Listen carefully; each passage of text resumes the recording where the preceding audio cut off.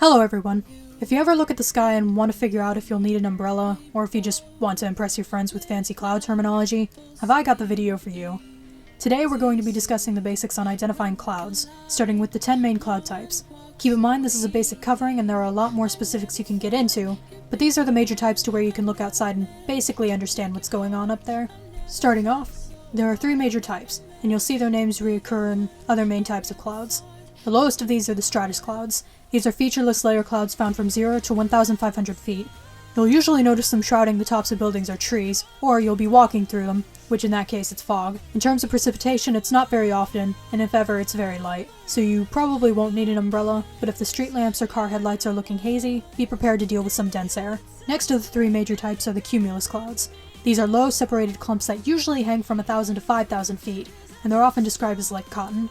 The tops kind of look like the tops of cauliflower or broccoli, and their bases are usually sort of flat, with their edges crisp. They form when it's sunny, and don't produce any precipitation unless they're very large. If you see these around, you shouldn't have to worry about rain. The final of the first 3 are the cirrus clouds. These feathery streaks are composed of ice crystals and are high up at 20,000 to 40,000 feet. They're wavy hair-like streaks, and aren't in clumps or a continuous layer like the layering stratus or clumping cumulus clouds. Now we get to the remaining 7 types of clouds. Mingling a height between the stratus and cumulus clouds, we have the Stratocumulus clouds. They typically are found anywhere from 1,000 to 4,500 feet, and are generally low-layered and irregular clumps. They've got well-defined clumpy bases and are typically expressive with gaps or varied white-gray tones. Sometimes you'll get precipitation from these, but if you do, it'll be light. We move up a few thousand feet to the Altostratus Clouds. These are mid-level, and are a featureless overcast layer, much like the Stratus Clouds, only higher up at 6,500 to 16,500 feet. They're typically a dull gray that covers the whole sky.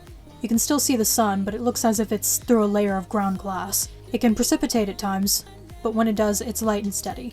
Next are the Altocumulus. These are mid-layer levels or patches of clumps or rolls, a lot like the clumpy cumulus clouds, only higher up at 6,500 to 20,000 feet. Note that these can go up a bit higher than the Altostratus, like how cumulus clouds can go higher than stratus. The Altocumulus are cloudlets that are shaded on the side away from the sun.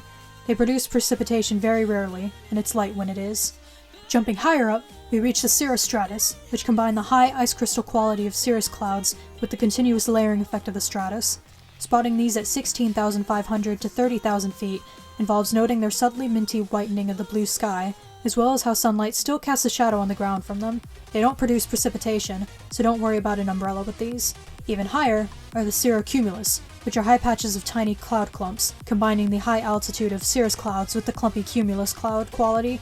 The cloud elements are like fine grains, located anywhere from 25,000 to 35,000 feet. None of the precipitation from these clouds reaches the ground. If you were wondering where the rainy clouds went, they're pouring in now at the end of this video. The Nimbostratus is a thick gray layer of a cloud with steady precipitation. It can extend low to the ground, but also up to 10,000 feet. It creates a dark, featureless, overcast sky. If you see these, expect rain to be coming, and it won't stop until that cloud goes away. Finally, we get to one of the most popular ones, the cumulonimbus. This one's a huge storm cloud, often described as shaped like an anvil. It can extend from 2,000 to 42,000 feet, an impressive stretch of sky for a single cloud to take up. It'll have a wide top, soft blurred edges, and showers from its dark base. Expect heavy showers, possibly hail. To put things in perspective, here's about where you'd expect each cloud in comparison to each other, from the low stratus to the high-reaching gigantic cumulonimbus. And that's pretty much it for today. Feel free to like, comment, and subscribe for more content related to getting more science, art, and/or math concepts into your life. If you find yourself spotting some Nimbostratus or cumulonimbus clouds, hop on over to my website Steam for Sam and check out some jackets, or just look around for more content. See you next time!